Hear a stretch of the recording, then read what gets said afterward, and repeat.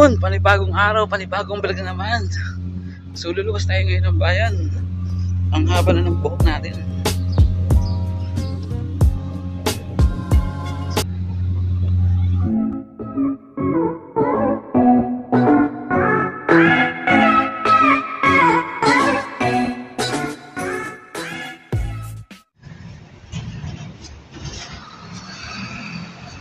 So ayun, panibagong araw, panibagong vlog na naman tayo ngayon. Today, holiday ngayon dito sa Saudi Arabia dahil katatapos lang ng Ramadan. So masarap mamasyal dito sa Saudi Arabia kung summer, during night time, not daytime. Kasi summer, mainit. So dahil ngayon, holiday ngayon nga dito sa Saudi Arabia, lumuwas ako ng Al-Kubar. Kaya lang, wala kaming bus schedule ng umaga. Nakiride din lang ako dun sa main contractor bus namin. Tapos umaga lang yung schedule nila, walang night time. Kaya ayun, ang init ngayon dito sa Al-Kubar. Kahit mainit ang panahon, so kahit pa paano makapag-relax yung isip natin. Dahil mahaba-haba din yung araw na wala tayong pasok. So sa Saturday pa mag-resume yung work natin. Yun, sa mga brother and sister nating Muslim, Happy Eid Mubarak.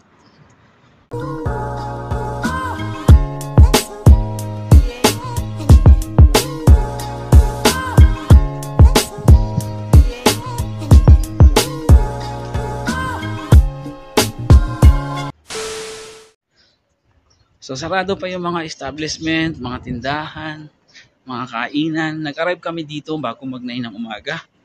Travel time namin mula sa Japura, 2.5 hours. Yun. So, yun, ikot-ikot lang muna tayo dito sa i-familiarize natin yung lugar dito sa Al-Kubar. Okay naman dito, safe. Tapos, yun, safe ka dito. Safe ka maglakad-lakad. Dito ulit sa Pilipinas, ngalangan yung bag mo, ilagay mo sa harap pag naglakad ka sa mga ganitong sidewalk. Pero dito safe naman.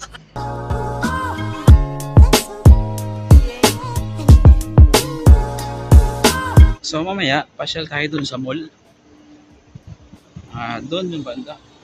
So pupuntahan natin mamaya yun. Ikot lang tayo dito sa may likod. Ito yung pinaka downtown ng Al-Kubar. So past 10 na ng umaga. So maghanap na tayo ng bukas na kainan. At tayo ay kakain muna. Breakfast lunch na natin yun.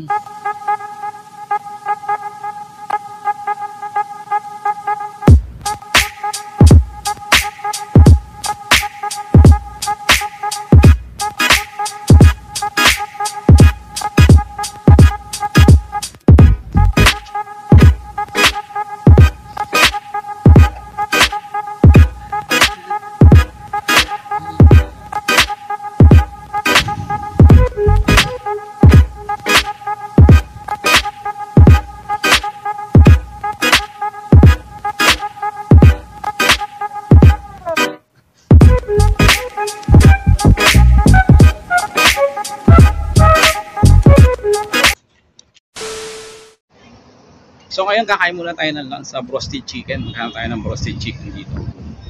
So doon sa bandang dulo, meron doon na lang. So punta tayo doon. So ayan, tirik na tirik ang araw dito sa Al-Kubar. So ngayon kakain muna tayo ng lunch. Ayan o, yung roasted chicken. Yan. Puntahan natin yan.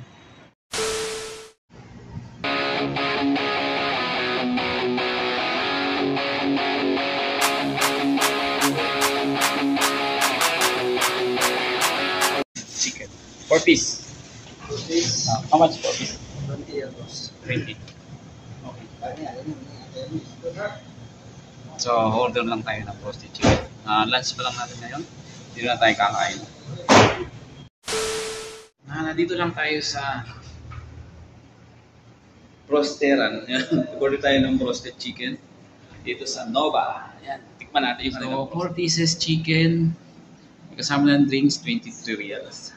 Hindi pa daw luto yung shawarma nila. Masarap. Tikman sana natin yung shawarma nila. Pero ngayon, kain lang muna tayo ng proseso. Doon sana nga kain sa loob ng mall, kaya lang naisip ko, medyo mahal doon. So, dito na lang tayo sa labas. Okay na sa atin yung roasted. Kasi 4 naman yun na piraso ng manok na malalaki. Tapos may soft drinks. So yun. Dati, mura lang yan dito sa Saudi. Ngayon, dahil Saudization na, so isa yung food na pinatawan ng tax. Kaya nagmahal ang mga bilihin dito. So, ang laki ng epekto ng inflation, no? 10 years ago nandito ako. Ngayon, ang mahal na ng bilihin ngayon dito sa Saudi. Unlike dati na mura lang. So, ang tagal ng order natin 15 minutes na tayo naghihintay. Baka kinakatay pa yung manok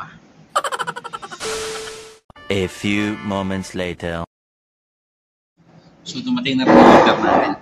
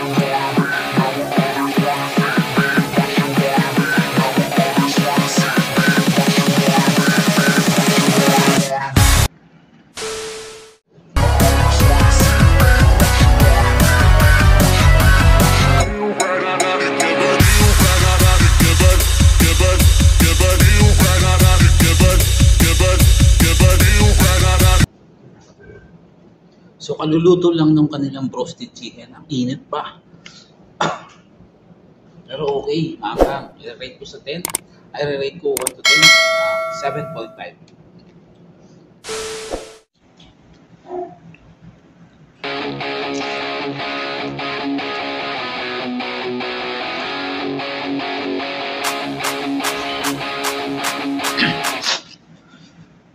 Ang ahang.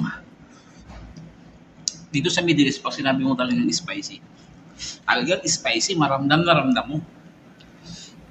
Tagos.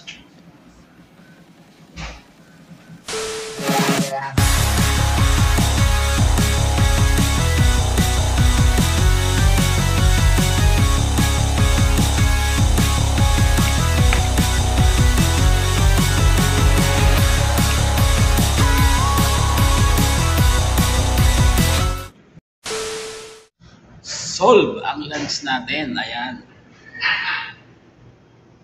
Ubos ang roasted.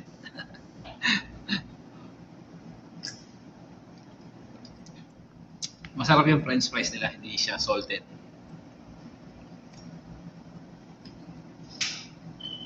Yung chicken nila, kung paborito ko yung fried chicken. Salted siya, maalat. Pero masarap naman at maalat. So ngayon, pumunta muna tayo sa mall. Mimit natin yung kasama ko sa work. Nagyaya sa akin, papunta kami ng kabilang mall.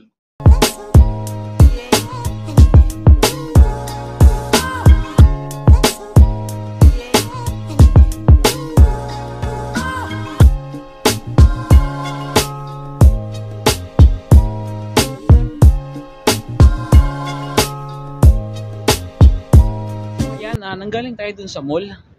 Nagkita na kami ng kasama ko sa work. Sabi niya, hindi na daw kami matutuloy pumunta sa kabilang mall.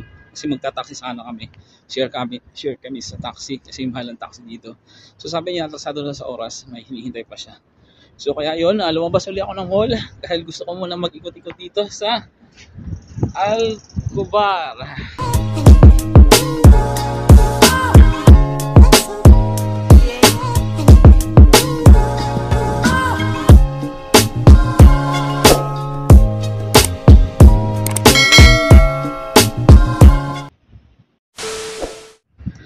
So ayun. So nakakapagod, naikot din natin tong Al-Kubar. So actually maliit lang siya, parang laki lang siya ng Ayala, Makati. So marami rin mga building dito, condominium style. Ayun. Ang dami rin Pilipino dito. Pagpunta mo ng mall, ang dami mga Pinoy. So parang nasa Pilas ka lang.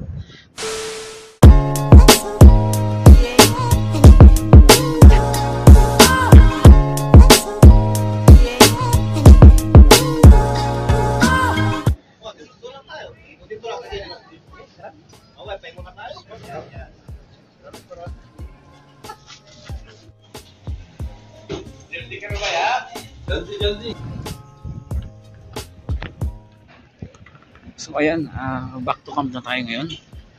Tapos na yung pamamasyal natin. Ano ba yan? Pagod ah. Sakit sa paa.